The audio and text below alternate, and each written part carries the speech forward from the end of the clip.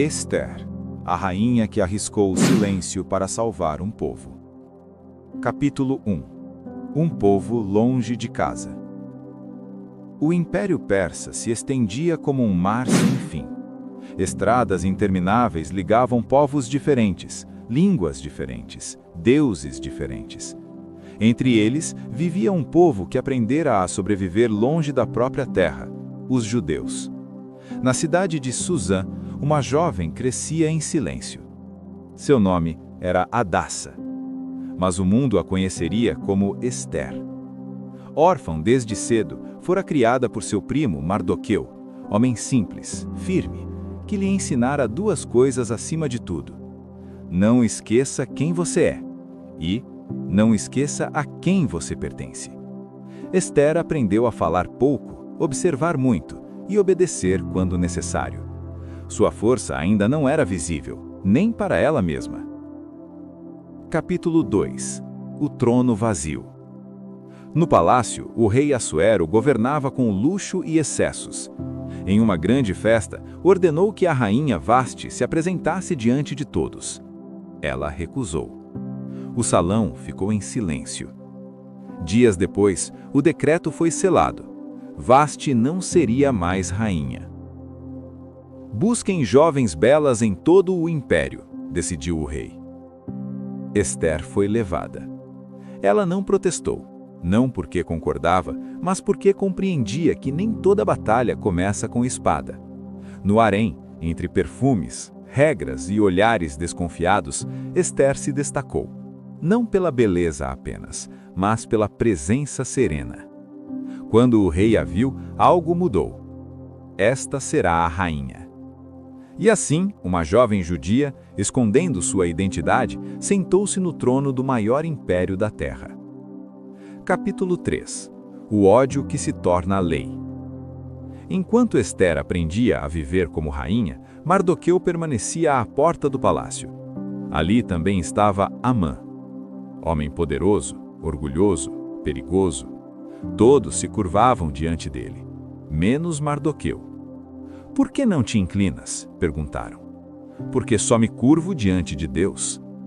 O orgulho ferido de Amã se transformou em ódio, mas não contra um homem apenas, contra todo um povo. Ele foi até o rei. Há um povo espalhado pelo império, diferente, perigoso. O decreto foi assinado. Data marcada, morte autorizada. Quando Mardoqueu soube, rasgou as vestes e clamou, e mandou avisar Ester. Capítulo 4. O momento da decisão. Ester recebeu a mensagem e sentiu o peso do mundo cair sobre seus ombros. Quem entra na presença do rei sem ser chamado, morre. Ela sabia. Mardoqueu respondeu com palavras que atravessaram sua alma. Não penses que escaparás por estares no palácio. Quem sabe se não foi para um tempo como este que chegaste a ser rainha? Ester ficou em silêncio. Depois respondeu: jejuai por mim, eu irei ao rei, e se perecer, pereci. Naquele momento, Ester não fora apenas rainha, tornou-se instrumento. Capítulo 5. O rei e o cetro. O salão do trono parecia maior naquele dia. Ester caminhou. O coração batia forte. O rei a viu. O cetro se estendeu. Ela viveu. O que desejas, rainha Ester? Até metade do reino te darei. Ela não respondeu tudo de uma vez. Preparou um banquete, depois outro. A tensão crescia. Amã, confiante, mandou construir uma forca para Mardoqueu. Capítulo 6. A noite em que tudo mudou. Naquela noite, o rei não dormiu. Mandou ler os registros. Descobriu que Mardoqueu lhe salvara a vida no passado e nunca fora honrado. Chamou Amã.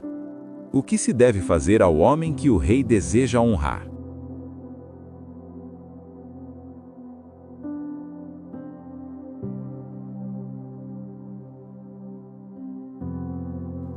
Amã pensou que fosse ele.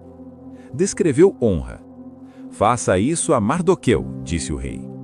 Amã empalideceu. O mundo começou a virar. Capítulo 7. A verdade revelada.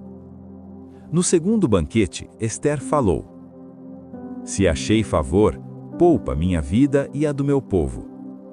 Quem ousaria isso? Perguntou o rei. Ela apontou: Este homem. Amã tremeu. Naquela noite, ele foi pendurado na própria forca. O decreto não pôde ser revogado, mas foi revertido. O povo se defendeu e viveu. Capítulo 8. O silêncio que salvou vidas. Ester não venceu com espada, venceu com coragem, estratégia e fé. Seu nome não menciona Deus diretamente nas Escrituras, mas Deus está em cada detalhe da história. Moral da história: o poder que se torna propósito. A história de Ester nos ensina que poder sem propósito é vazio, e propósito sem coragem é estéril. Ester não buscou o trono, não pediu influência, não desejou destaque, mas quando o poder lhe foi confiado, descobriu que neutralidade também é uma escolha, e quase sempre uma escolha perigosa. A moral central não está no risco que Ester correu ao se aproximar do rei, mas no risco que ela correria se permanecesse em silêncio, porque há momentos em que não agir é mais destrutivo do que errar tentando. O verdadeiro pecado, nesses casos, não é falhar, é omitir-se. Ester revela que Deus frequentemente age de forma invisível, costurando circunstâncias, posicionando pessoas e preparando o cenário muito antes da crise se manifestar. O trono não foi o prêmio, foi o local estratégico. O favor não foi o fim, foi a ferramenta. E a beleza não foi o chamado, foi apenas o meio pelo qual o chamado chegou. A moral nos confronta com uma verdade profunda. Deus não nos eleva para nos proteger do sofrimento dos outros, mas para nos responsabilizar por ele. Quanto maior a posição, maior o peso da decisão. Quanto maior o privilégio, maior o compromisso. Reflexão final: quando o silêncio se torna culpa. A maior batalha de Ester não foi contra Amã, nem contra o decreto, nem contra o medo da morte. Sua maior batalha foi interna: continuar segura ou tornar-se necessária. Quantas vezes Deus nos coloca em lugares de influência, famílias, trabalhos, amizades, comunidades, e esperamos que outra pessoa fale, haja ou se levante? Quantas vezes confundimos prudência com covardia e sabedoria com adiamento? Ester nos ensina que há silêncios que protegem, mas há silêncios que traem. Discernir a diferença exige intimidade com Deus e disposição para perder algo, porque toda obediência verdadeira exige um preço. Ela também nos mostra que fé não é a ausência de medo. Ester teve medo, jejuou, tremia, mas foi mesmo assim. A fé que transforma destinos não é a que elimina o medo, mas a que não permite que o medo tenha a palavra final. Há um momento em que Deus não pede preparação, mas decisão. Não pede sinais, mas passos. Não pede certeza, mas confiança. E quando esse momento chega, adiar é negar. Talvez a pergunta que a história de Ester nos deixe não seja o que você faria, mas sim o que você está evitando fazer. Porque pode ser que sua posição atual, por menor que pareça, seja exatamente o lugar de onde Deus deseja salvar outros.